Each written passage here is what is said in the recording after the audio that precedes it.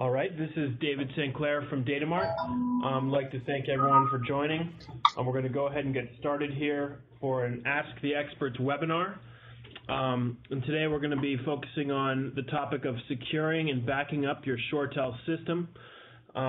We have an engineer from Datamart with us, Ryan Wolfling, who has helped many customers to secure and back up their systems. He's going to be covering this topic today. It's of course, a very important topic to make sure that you do have current backups of your system in the event that catastrophic failure occurs on your server, which you never know when that might happen.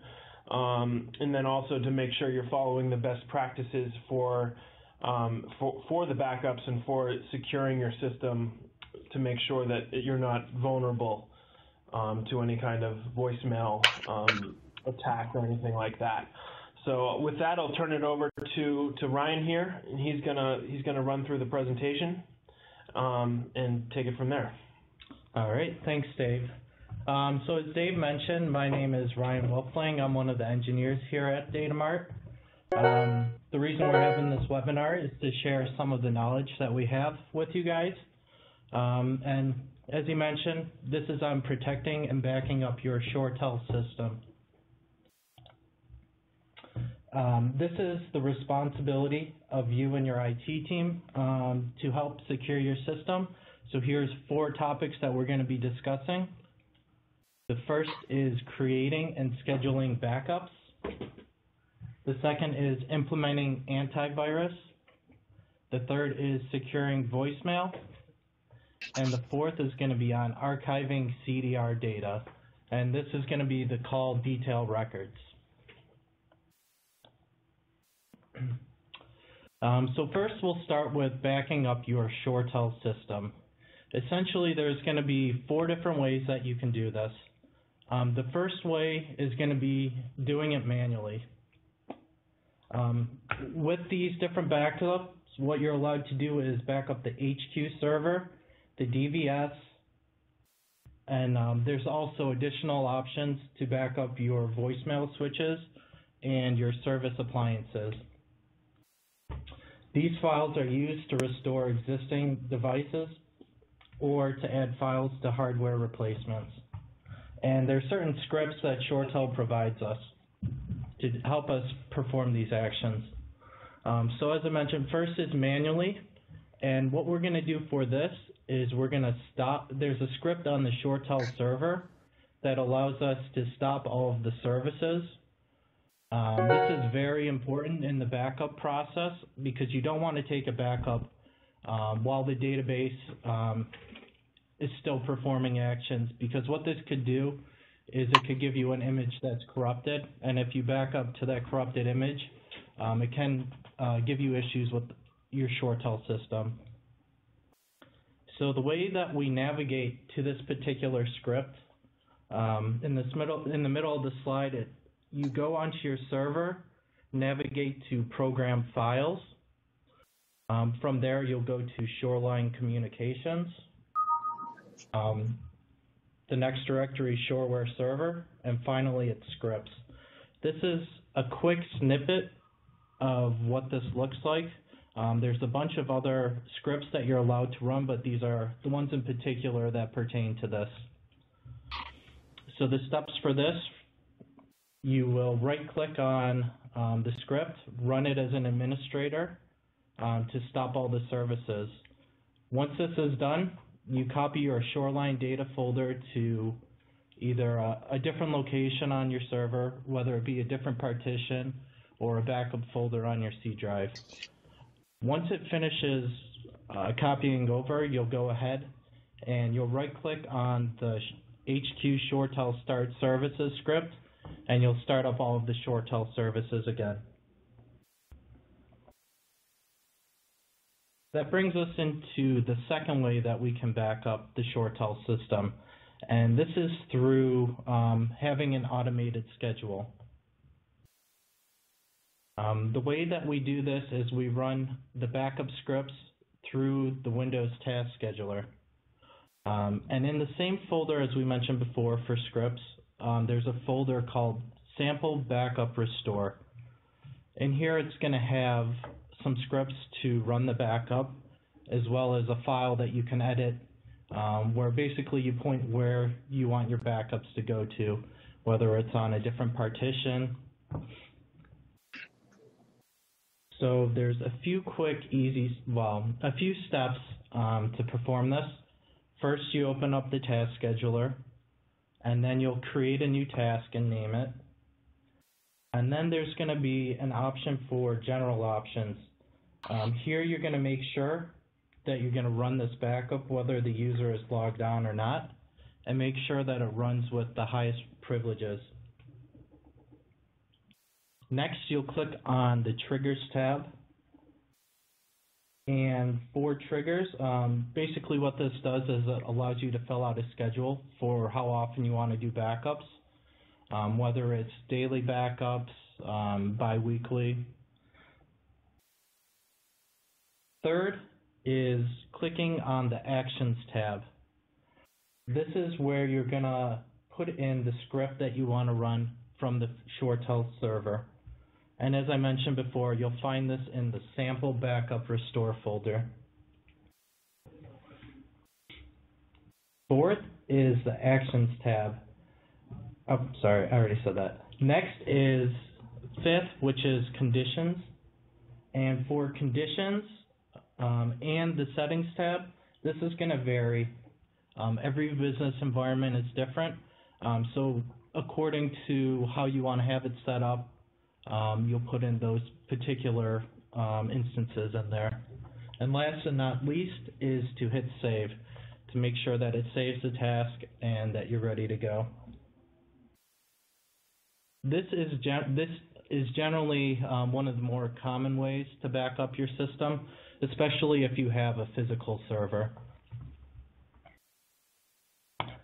And that brings us into the third way, and this is backing up files via VMware. And this is for anybody who has a virtual HQ server or a virtual DVS server. Essentially what we're going to be doing here is taking a safe snapshot. What we'll do for this is we'll go to the command line interface, and what we're going to do is type in a command, which is quick install --stop all. And what this is going to do is this is going to stop all of the ShoreTel services. As I mentioned before, you don't want to take a snapshot while the database and services are still running, because it's going to take a database as it's being modified, which can lead to corruption and cause issues with the system as a whole. Then you'll go ahead, you'll run the snapshot. This is going to take a period of time to run it, but when it's completed, we'll go back onto the command line interface and we'll start all of the services back up.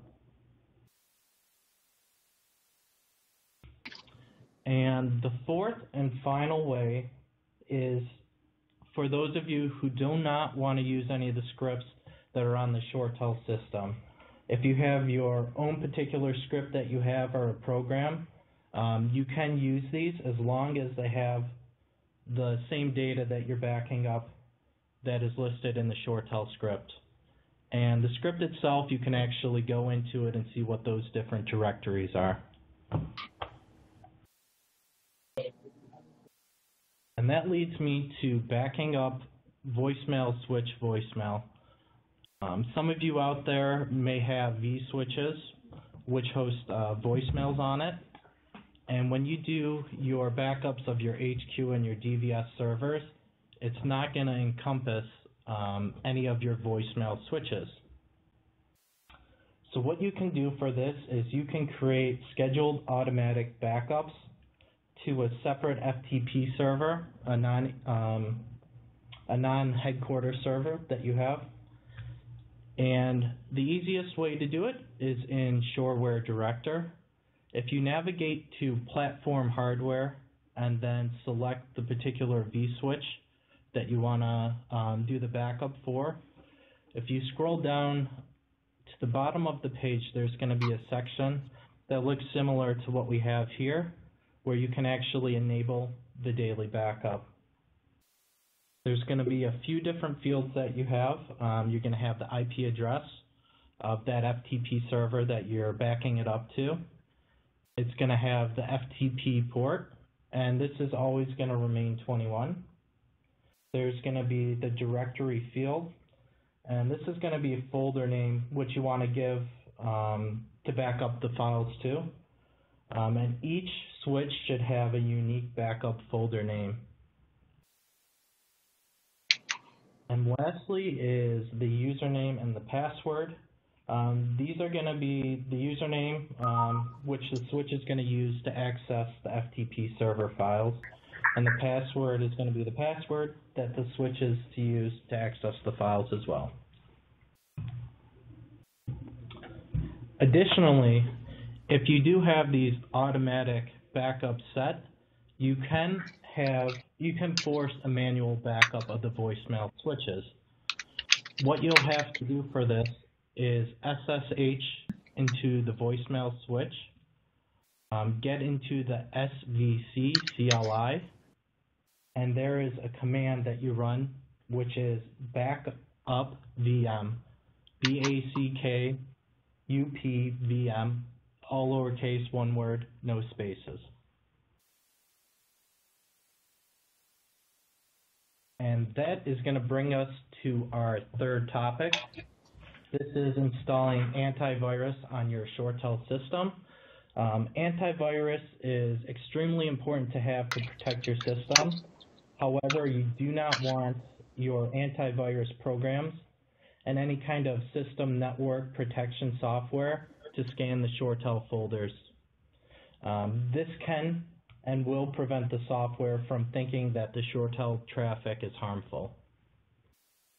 So over here I have a few different things that you can apply antivirus to. The first is your headquarters or DVS server. There's two directories that you do want to exclude from any kind of scans. The first is under Program Files, 86. If you have a 32-bit system, it's just going to be under Program Files. And then you want to exclude the folder Shoreline Communications.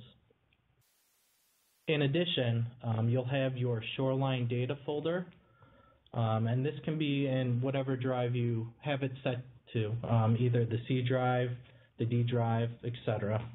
You want to make sure that you exclude this as well.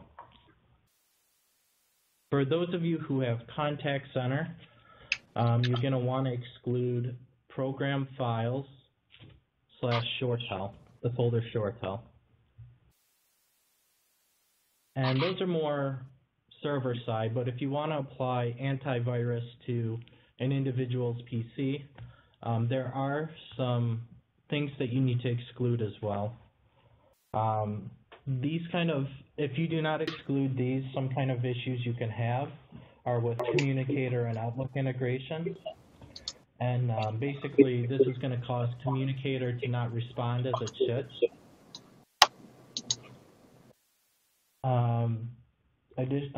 So these folders are Program Files, 86 / Shoreline Communications. In addition, you're going to want to create an exclusion for the Shoreware Client folder, which is under App Data Roaming.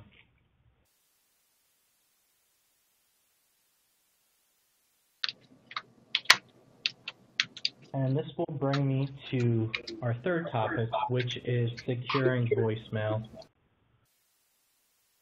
This is a relatively important part of your ShoreTel system that many people overlook.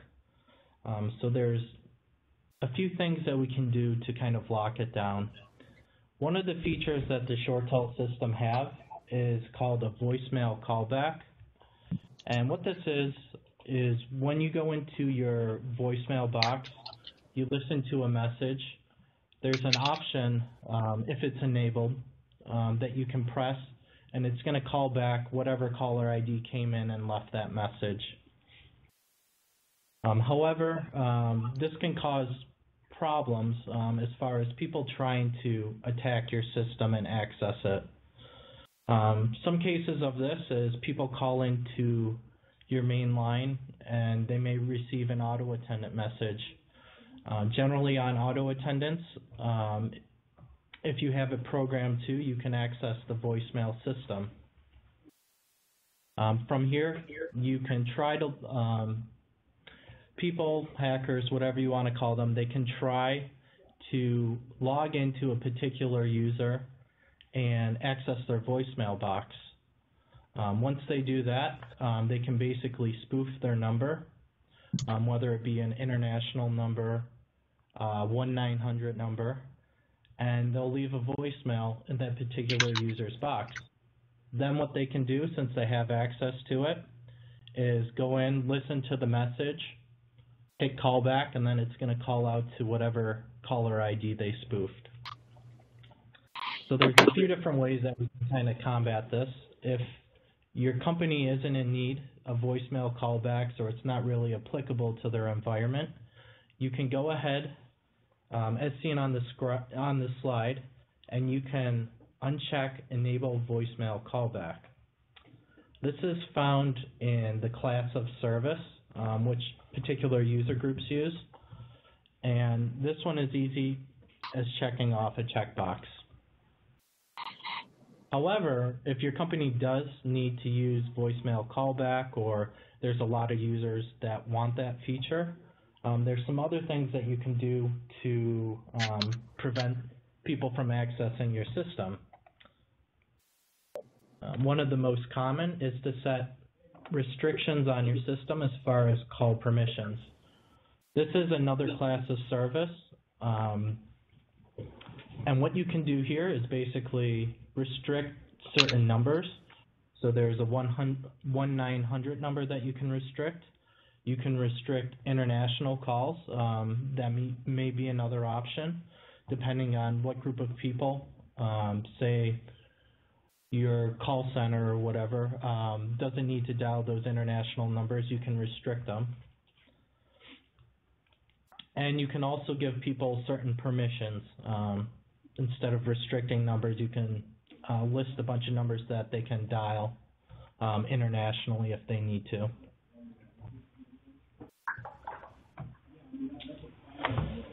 In addition to that, other options you can do is many people have a backdoor line to their voicemail.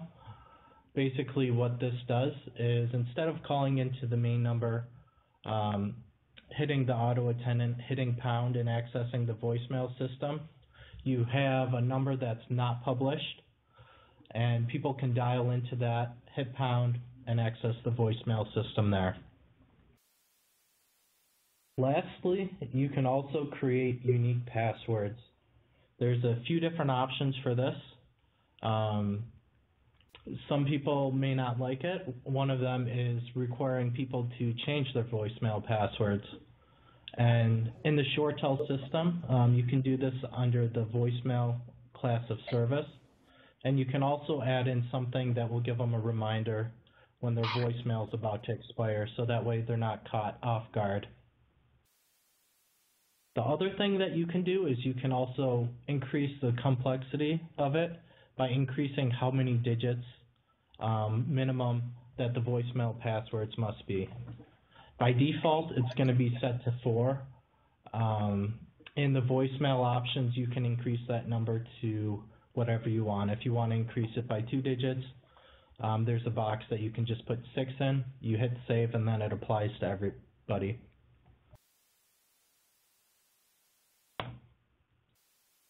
And that brings us into our last topic that we're going to discuss a little bit. And this is for the call detail records and archiving it. One thing to note is you cannot force an archive. It automatically happens around midnight. And this is something that ShoreTel set to be not configurable. And they did this because it's a resource-intensive operation.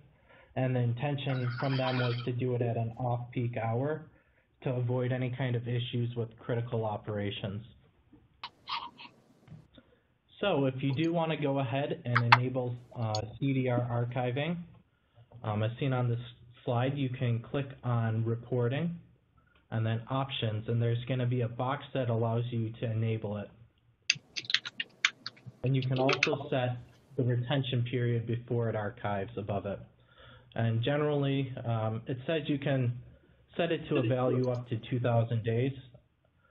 Generally, you want to keep it a little bit lower than that, because what it does once it retains a large amount of data, if you try to run a report, it's going to take a lot longer because it's going to be parsing a lot more information. Once you enable archiving, you have to create an archive database, and you can do this on the ShoreTel system through a command, and you can do it from any directory. And what it is make CDR archive space -s space localhost space -d space CDR archive. It's a little bit long to say, but it's easier to type out. And once you have this archive created, what it allows you to do once information's archived, when you run reports, you can either run it from your current CDR database, or if it's previous to then and it's archived, you can actually run the report from your archive database. And one thing to note also is, even though you can't modify it, you can create a copy. ShoreTel has a CDR backup script, and what this allows you to do is you can make a copy of it. If something happens to your system, you can always restore it back to when you ran that copy.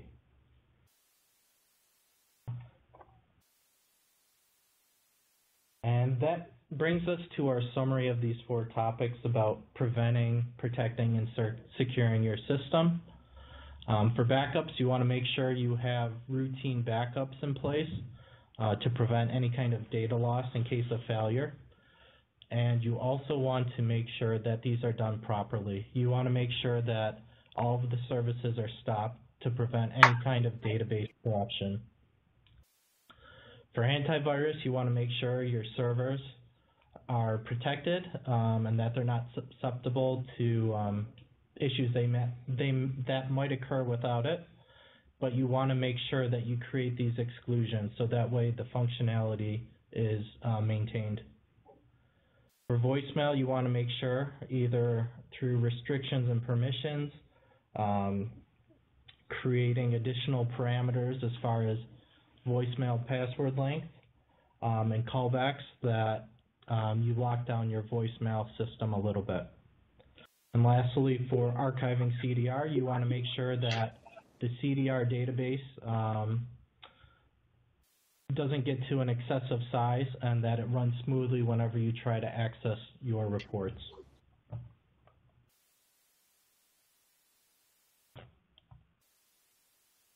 And that is all for the presentation. Does anybody have any questions?